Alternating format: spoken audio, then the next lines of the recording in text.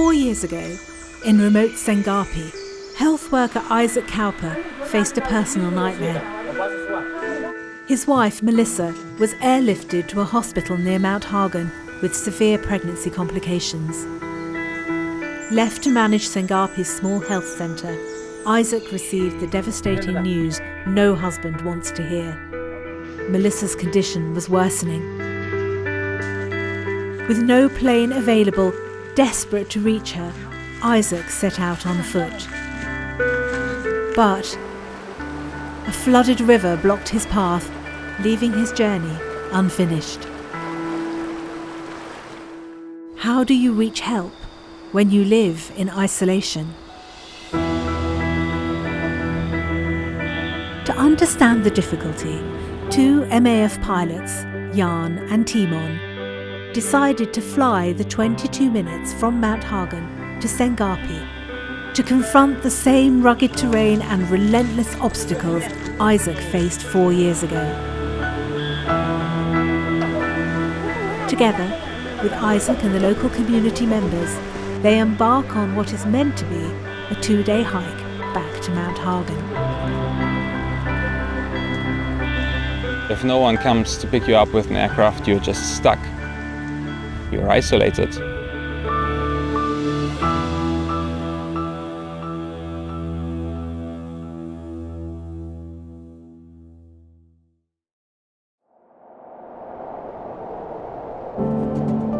It was always my dream to fly to one of the remote bush locations where we usually fly to all the time anyway, and then hike the same route back to just see what difference this flight makes for the locals who usually hike.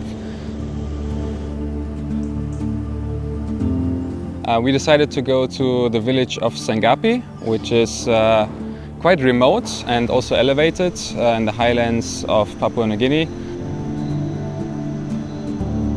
I'm amazed by how remote these places are. Sengapi is one of those. For example, a place that is about 20-25 minutes away flight-wise, and it's just so remote. Like, there's no road to Sengapi. The trip back to Mount Hagen is planned to take 2 days. The first day, the team hikes over a nearby ridge down to the Jimmy Valley. On the second day, they cross the Jimmy River, where a car will be waiting to take them on the 4-hour drive back to Mount Hagen. But first, they're welcomed by their Sengapi hosts. Issac and Melisha are quite amazing people to us. They were extremely friendly, very welcoming. They are also a big help for the community. They are running the medical station in Sengapi, and they are also responsible for calling MAF in case a medevac is needed.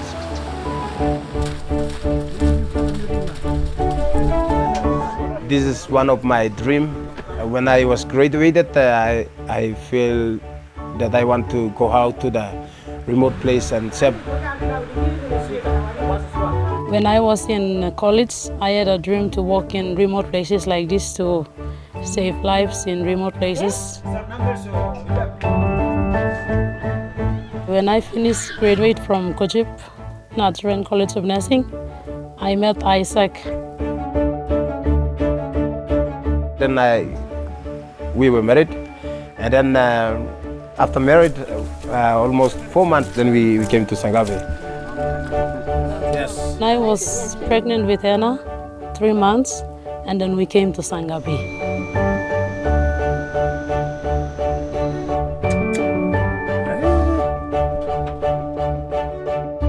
And that Friday afternoon in Sengapi, Jan and Timon joined Issac and Melisha by the fire, where the couple shared their story with them. 2021, I was pregnant and 7 months.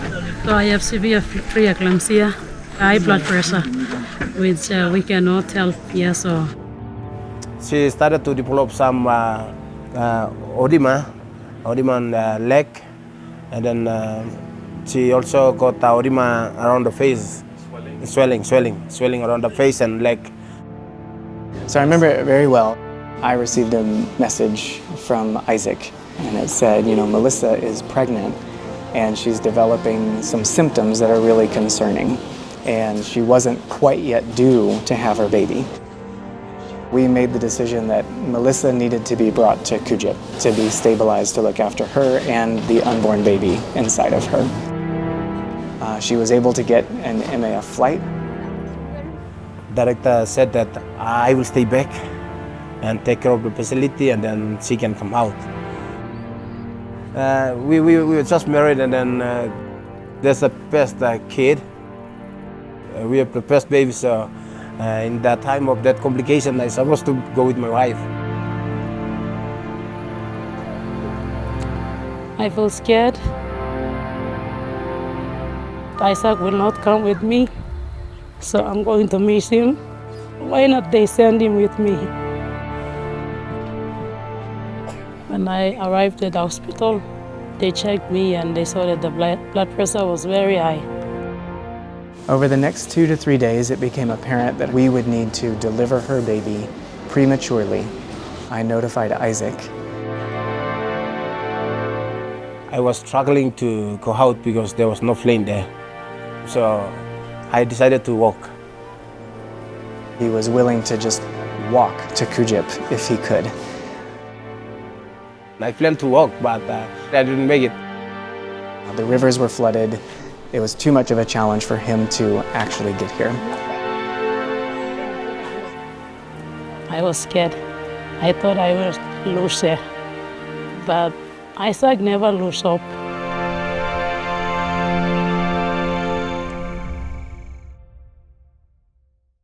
The day has come for the hike, and the team is getting ready.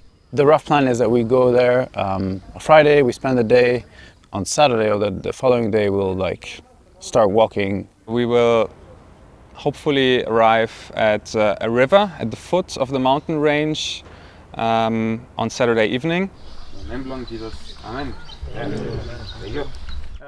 For Jan and Timon, the hike will help them understand the harsh reality that many Papua New Guineans face every day. For Issac, it is a chance to close a chapter in his life. Today it's like reality. I will be very happy to walk and face this challenge during my time back in 2021.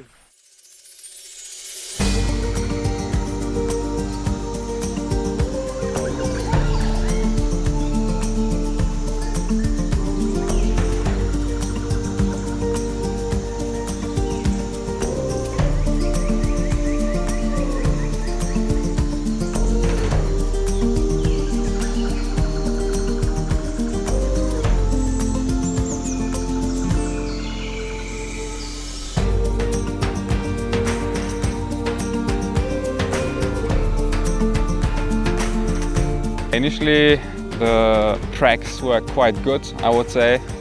We were still hiking on kind of a plateau in the highlands.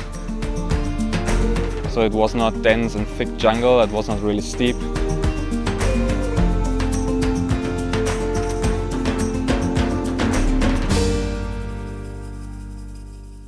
After a few hours, we started hiking up the first ridge, which was quite steep. I didn't expect it to be that steep.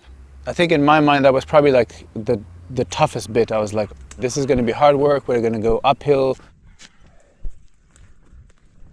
I was surprised how many leeches there were around. The leeches, I have no idea what they were doing in the jungle, but they were there and they were starting to get onto our legs and man, it was crazy. So we could not really stop or take breaks or sit down at all. I constantly tried to snip the leeches away from my feet. I think we were kind of all thinking, oh, what have we gotten ourselves into?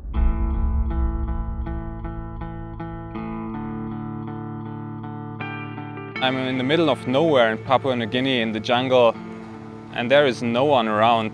It's just forest and animals. We realized very early on that the terrain was very slippery and muddy, and so it wasn't very easy to walk.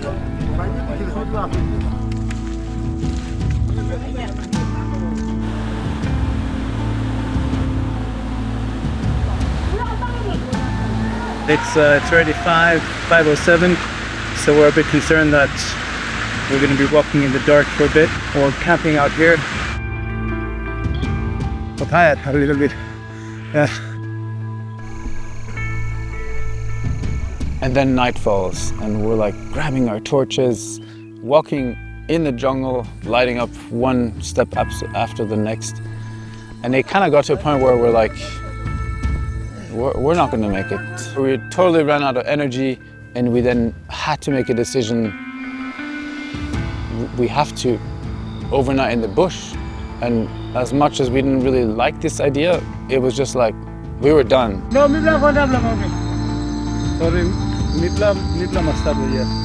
Yes.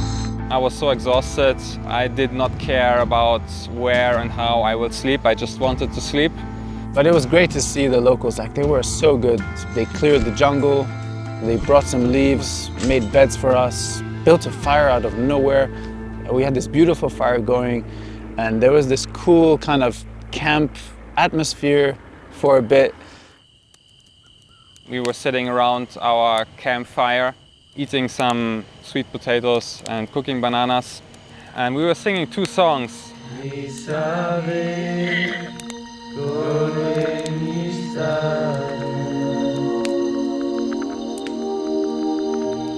And I realized at that point that was all I needed to hear. One song was God emi stap, which means God is here. And it was quite emotional. I'm in the dark, surrounded by a lot of jungle. We are hours away from anywhere. But God was there as well. And realizing that God is everywhere, singing that song, that meant quite a lot to me. The other song means God is enough to me. And in that moment, everything was enough for me, even a jungle bed. I realized God is actually enough. I don't need anything else. And that was a good realization, I would say.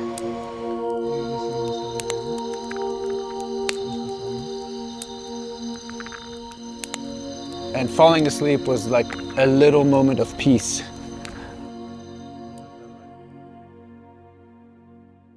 Which then got interrupted by heavy rain. At 3 a.m., man, the rain came. Tropical jungle, you know, tropical rain, you had to have it. Like, it was just insane. Like, it rained from 3 to 6 a.m. We had to break up the camp. That was the most miserable time. Extremely tired. Just waiting for the rain to stop. And for the sun to rise.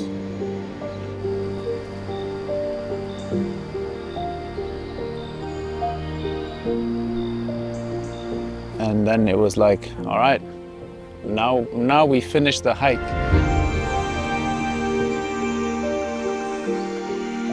And we realized this is it. We're very close to like finishing our journey. MAF pilots, dogs, and PNG people are never tired. And then we get to the river.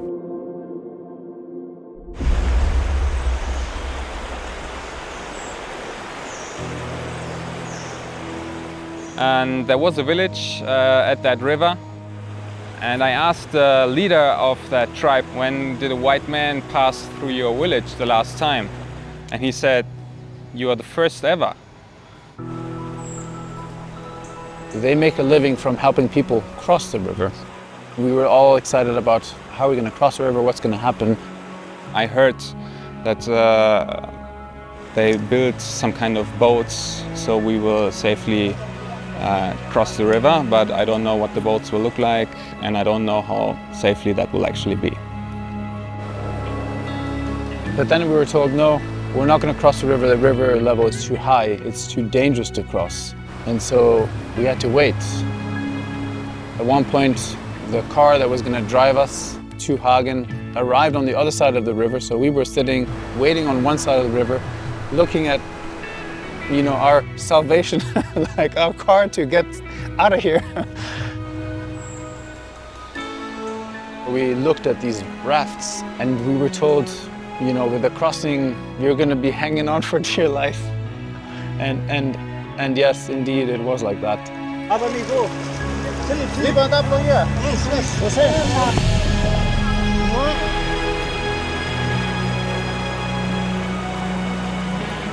Today it's like reality. And I can see how the people here, they walk. I want to feel the way they feel and face this challenge during my time back in 2021. Right around the corner where the operating rooms are, that's where we took care of Melissa some years ago. The doctor, they called me. The baby is not facing towards down. They want me to come out. It was first time for me to walk that way, but I didn't make it. I was very sorry for that time. It's very difficult for me. I thought she will be alive or she will be died, or I was trying to afraid. Sunrise came, it was time for surgery. We prayed with Melissa, we took her to the operating theater. I thought I would lose her, but Isaac never lose hope. He prayed and he believed that the Lord gave me, so he wants to take it back, he can take it back. That crossing, it was intense. It was pretty much the pinnacle of all the walking and all the emotions. To lie down in that little bamboo boat and trust the guy to carry me over this river. I was very happy to arrive on the other side, alive. That was crazy. Hugging my brother on the other side. I said that I made it. I made it this time. We brought Melissa back to recover on our maternity ward. I wanted to come back to the special care nursery and just check on the baby. I noticed a figure in a sweatshirt standing inside the nursery next to the baby. And they turned around. I noticed that it was Isaac. And he was already holding the hand of his beautiful little baby girl. And he said that MAF had managed to get a flight for him. After Isaac was forced to turn around, he had received a phone call from MAF telling him to hurry back to the airstrip. I thank God for that. Every time I see my daughter, I thank God for that blessing. She's supposed to die or she's supposed to face some complication, but she made it through. She is a miracle. We thought that she will not make it, but the Lord has held her and she made it through. So that's why I said she is a miracle.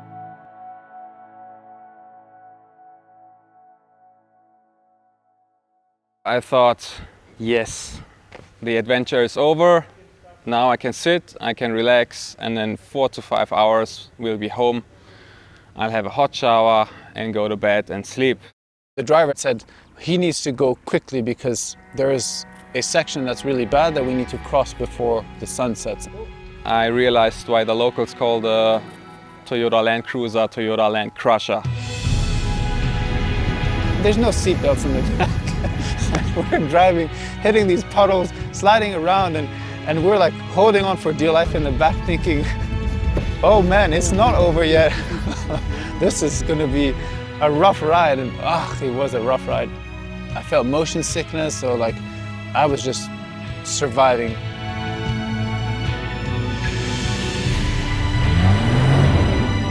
We had to get out of the car a few times, push, work our way through the mud. And I have to say we were in a lucky position that we had the money to basically charter a whole Toyota Land Cruiser just for us. So for the people who want to hike from Sangapi to Hagen, they would have to take another, I don't know, 1 to 2 days.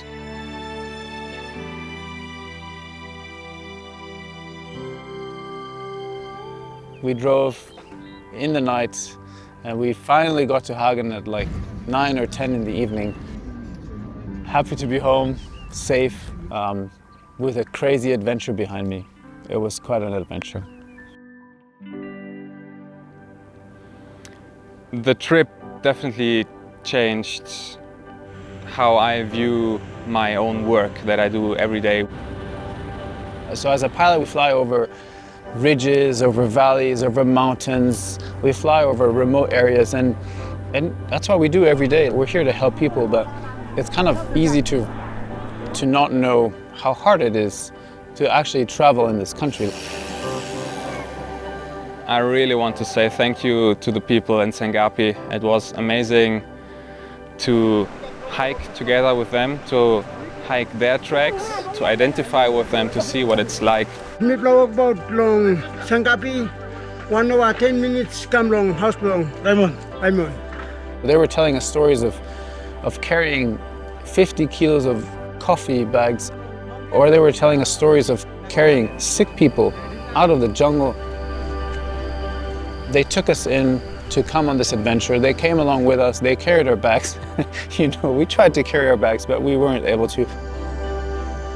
I hope that our relationships, you know, can stay for many years to come, because they gave, you know, whatever they had, they gave to us and they shared with us. It was really beautiful to see. So me blah you long, carry all back, reach them me blah. So still me blah give on, talk about. Now you blah put down me blah sorry, me blah only man, take him ground, and me blah make him me come.